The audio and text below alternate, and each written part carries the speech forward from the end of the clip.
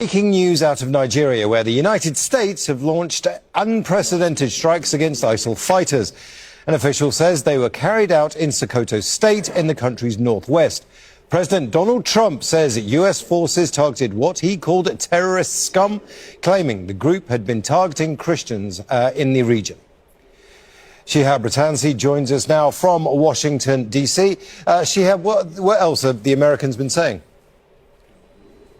Well, I think one of the first questions we had when Donald Trump made the social media posted this on social media about an hour ago, was this some unilateral strike, or was this in cooperation with the Nigerian government? And in the last half an hour or so, we've had statements from both AFRICOM, Africa Command, and the Secretary of Defense suggesting this was in conjunction with the Nigerian government. AFRICOM saying it conducted a strike at the request of Nigerian authorities, and Pete Hegseth saying grateful for Nigerian government support and cooperation. This has been percolating for some time, for Christian evangelical groups for a few decades, really, and Donald Trump even mentioned it a few times in his first term and expressed, the narrative that Nigeria wasn't doing enough to protect its Christian population.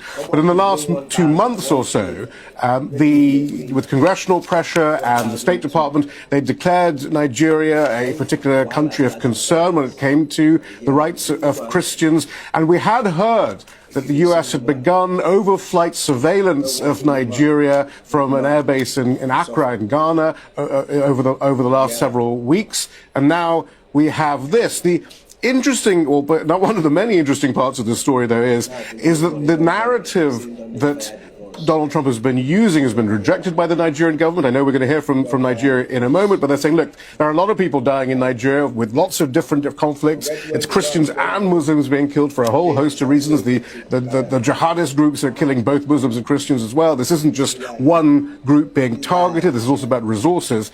But the Nigerian government said, look, we'll welcome any help you have. But they also said, look, don't bomb us. We're a sovereign country.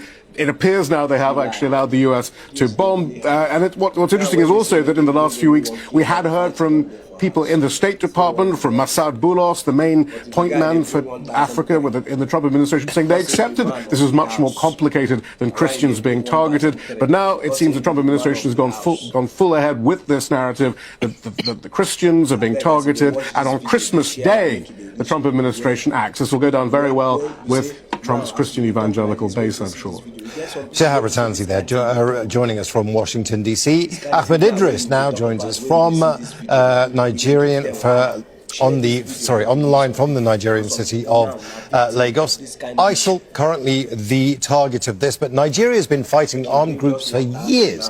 Just give us some context here. Well,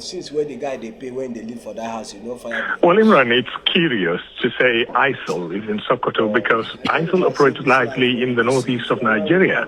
And what you have there in Sokoto is Donald Trump's administration is talking about the targeting of Christians.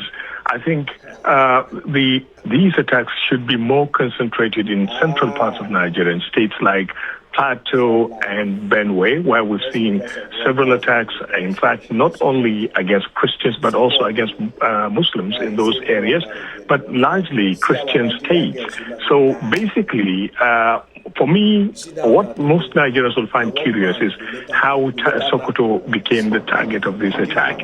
Yes, we've seen some pictures of fragments of a missile that landed outside a village called Jabo in Sokoto State. It exploded, but one social media user says it hasn't. The device exploded without injuring or killing anybody outside the village. So, to look at the issue of alleged Christian genocide in Nigeria, Sokoto State is probably the last place many Nigerians will think it's happening because although it's largely more than 96% of the population is Muslim, there has been fewer attacks on Christians or few attacks on Christians, if any, that I can remember, or churches in that area. But what we've seen largely, the attacks on Christian populations are largely centered in the north central parts of Nigeria. In states like Plateau that are seeing conflict between locals, conflict between farmers and herders, ethnic conflicts between the resident communities and, of course, the settler communities in those states. Similarly, in Benue State, where we've seen conflict between farmers and herders over the past decade or so, although these conflicts, you can argue, have been there for a very, very long time. The Nigerian authorities, by the way, has not responded to this yet. Now, Ahmed, in the context of what you've just said, that for many Nigerians, the location of this attack is going to come as a surprise. But it's also going to come as a surprise that the Nigerian government asked for the US government's help in this. Previously, they have said that we are a sovereign country, please do not bomb us. But now they've asked for that US help. Do you think that is a game changer here, or is this a new strategy? What do you think? It could be. I think it could be. But again, a lot of Nigerians are actually not keen about this so-called alliance between the Nigerian government and the American governments to target, to launch military action in that country. Yes, in Sokoto State, in northwest Nigeria, there have been several attacks, but you are looking at a ragtag army of criminals known as bandits, although the Nigerian authorities labeled them as terrorists again, and of course the presence of a very small group of armed fighters who originated mainly from Niger Republic. They're called the Lakurawas, who have, of course, been labeled as extremists. But again, what we've seen over the last 1 year or so of the presence of this group in northwestern Nigeria, they're just like criminals, like the bandits that have been operating, kidnapping people for ransom, and also targeting communities, isolated communities. So a lot of Nigerians will wake up to the news that the American government has launched military strikes in northwest Nigeria, targeting, according to President Trump, ISIL.